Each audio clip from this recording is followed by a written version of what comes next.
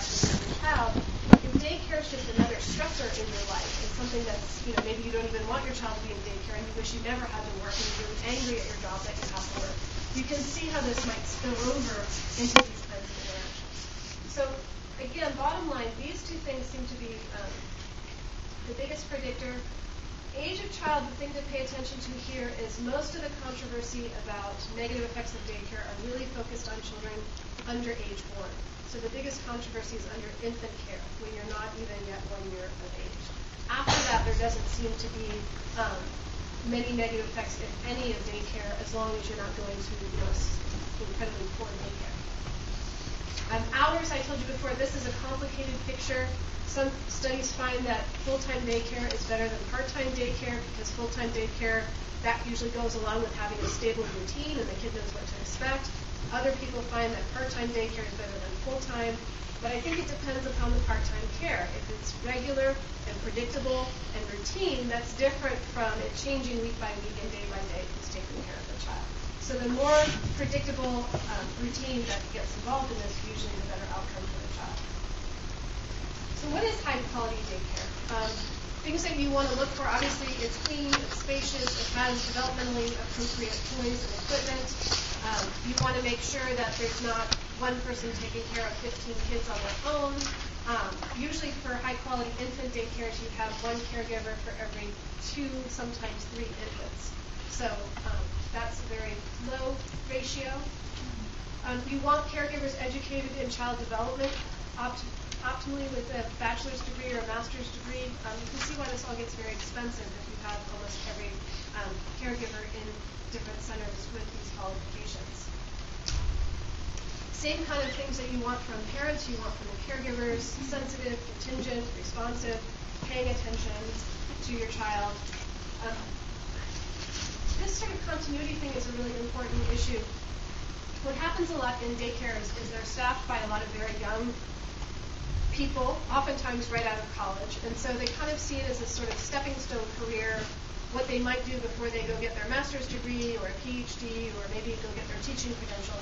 And so what you see is a lot of turnover in daycare centers. And the problem with that, and you want to pay attention to this just in general when you're later thinking about this for your own children or know people going through this, you want to find out what the turnover rate is, because if you have a 2-year-old who's going to that daycare and from 1 month to a couple months from then and a couple months from then, who their teacher is keeps changing, it's very difficult for them to form attachments to caregivers in an environment where they're always switching.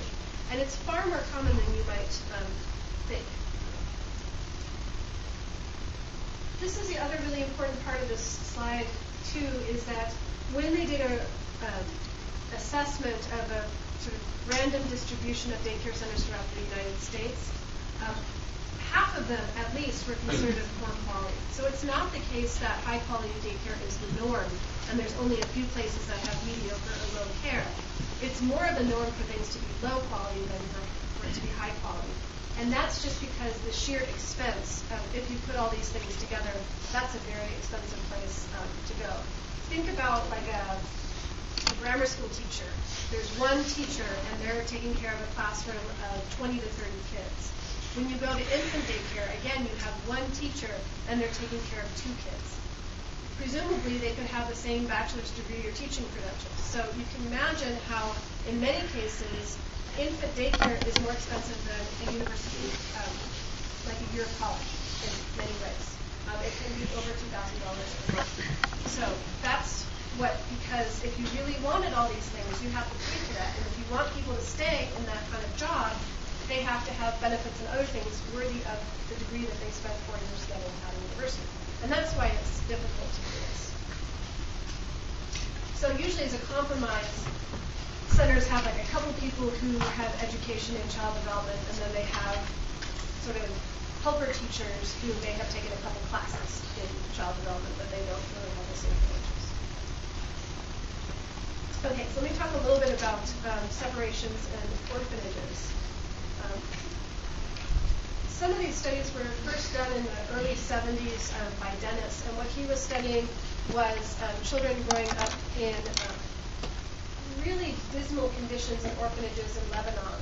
They were entering them as a result of death of their parents or war going on at the time. orphanages, the children spend a large part of their day just in cribs or beds. They don't have the caregivers available to watch them as they explore their environment. So the safest way to sort of keep custodial care over lots of people with very few caregivers is to basically keep them tied to their beds or in a crib all day long. So what they found from this is that you have severely stunted growth, both in cognition, in physical development, and in motor development. So even by 3 and 4, children were not walking or talking in these kinds of conditions. It's really severe neglect we're talking about. When they looked at intelligence measures of these kids, one thing that comes out in this early research, and you're going to see it coming out in even more recent studies, is age of adoption is really critical. The earlier you can get the child out of those depriving conditions, the better the outcome.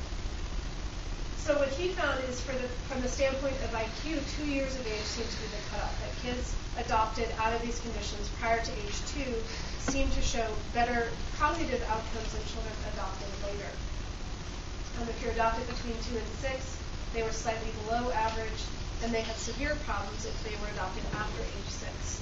There was some little interesting gender finding they had in this study too, and they were finding worse outcomes for the girls versus the boys. And when they looked at the quality of the orphanages, they realized that the boys were given more stimulation and more time to explore than the girls, and so that might have contributed to them being not as bad off afterwards. A lot of research has been done on Romanian children. Again, you have these sort of horrible warehousing conditions of children where they just don't have the resources to give a lot of one-on-one attention. And again, you see this severely stunted physical growth. And it's not just from not having any kind of interaction and being in a crib all day long, but it's from not having proper nutrition, not having adequate medical care. And so you have kids who are even close to teenage years being the size of an average 5 or 6 year old. And so really, really severely stunted growth. Again, language is very delayed in these children. And this, I think, is kind of interesting because when you watch videos of this, and they're in cribs, and they're oftentimes in cribs next to cribs next to cribs, it seems like they could interact with the other kids in the orphanage, or at least develop language that way. And I think it's interesting that they don't, and that it seems to be really critical that you have sort of an adult facilitator who's interacting with the child as a way to develop language. Because there's lots of cases of kids who grow up in severe neglect, but they're around a lot of other little kids, and they still have really delayed language. So that's kind of interesting. Their cutoff age that they found was 3.5 years of age. So if you're looking at their ability to develop a secure attachment with a later caregiver, how much they recovered in physical growth, like got to be sort of normal height and weight, and language skills was better. Again, the earlier you were adopted out of there, the better. Chuck Nelson is doing a lot of studies now on these children, looking at from a neuropsychological perspective, where they're actually doing a lot of ERP and fMRI tests with these kids to see how severe neglect in these kind of orphanages also affects brain functioning, brain connectivity, brain size, and how you process information. And so this stuff is slowly starting to come out now. Young people thought, well, these are just low-quality orphanages, so maybe I don't really have to worry about this. As long as the child's coming from a high-quality orphanage, then there shouldn't be a problem. What they found is it's not just low-quality orphanages. There seem to be developmental consequences, even if you're in you have your basic needs met, and you have proper nutrition, and you have proper medical care. And so they were looking at orphanages where kids appeared to be well-fed, they got medical treatment, they had access to toys, they had access to books, they had well-trained staff, but they still showed developmental problems. And what they think is part of the problem is if you're living in an orphanage, and even if the staff have been trained and they have some experience in taking care of kids, you still have staff members working different shifts. So some might work the morning shift, some might work the night shift, some might work Mondays and Wednesdays, another one might work Tuesdays and Thursdays. So you have, and some might keep their job for 6 months and then they find a different job. And so the general idea is you're getting a lot of turnover of who's there and at what times of the day. And what they think is happening is that that prevents the child from developing a strong attachment to, one or two caregivers who happen to be there a lot. And when you have such high turnover and so many different staff, it's very difficult for children to do this, and they think that's what's creating some of the problems you see. They also found that, too, appeared to be kind of the magical age for trying to get children out of orphanages. Obviously, this is not a simple story. It can be quite complicated, and so some of the factors that they know moderate these relationships are, what kind of depriving conditions were they under? Was it, they didn't get proper nutrition, that they didn't get proper medical care, that they didn't have proper caregivers or lack of caregivers, how severe the conditions were, how long they stayed in that, what the environment was after that. So obviously a lot of these things are going to qualify what happens. And their timing and development, how old they were when they were in there. So all these things can sort of either make it more likely for a positive outcome or a negative outcome. So what does this mean for considering adoption? There's probably many of you in this room who either know people who adopted children or who are thinking about that maybe when, 5, 10, maybe longer years from now, you might consider doing this yourselves. What research seems to indicate from a lot of different studies is the younger you can get the child, the better. From the standpoint of developmental outcomes, if you don't want to be faced with dealing with a child with special needs, that you want to optimize the likelihood that they'll develop relatively normally, the earlier you get them, the better. What they find is if they're coming from a foster care arrangement, especially a stable foster care arrangement, it seems to have better outcomes than if they're coming from more institutionalized care. And the reason why, again, is that because if you have the same foster parents and you've had them for the course of your first year of life, you have that stability and that ability to form an attachment to someone, and that seems to be good for later development. Obviously, you want to find out as many facts about medical history and early development, what kind of maybe traumatic circumstances they went under, what kind of care they've had, and for how long. And sometimes what people find is when you first take children out of these depriving conditions, you see this sort of quick recovery, and then these more residual effects start to turn up, maybe even 2, 4, 6 years down the road, and you start to see some problems arise. So it's not the case that if you don't see anything right away that you're in the free and clear. Sometimes things don't show up until early adolescence or early adulthood. We'll talk about some of those issues in a little bit.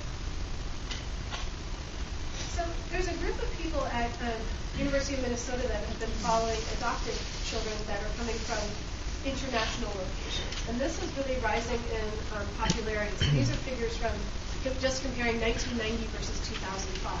So you can see that in 1990, you don't have that many children in the United States being adopted from other countries, but going from 7,000 to 25,000 in not too much time is a pretty big increase.